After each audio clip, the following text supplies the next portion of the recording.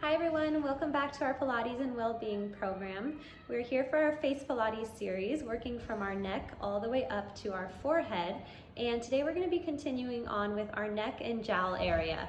This next exercise is called the Goldfish. It's probably one that you don't want to do in public because it's a little funny, but it is an amazing exercise for really lifting this part of the neck and under the chin area.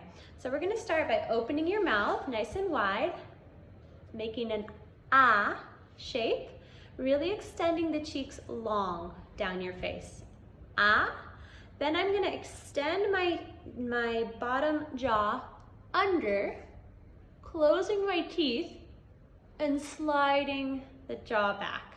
Okay, so it's like you're scooping under and sliding back to close the teeth together. So I open, ah, extend, close, and pull it back in. Ah,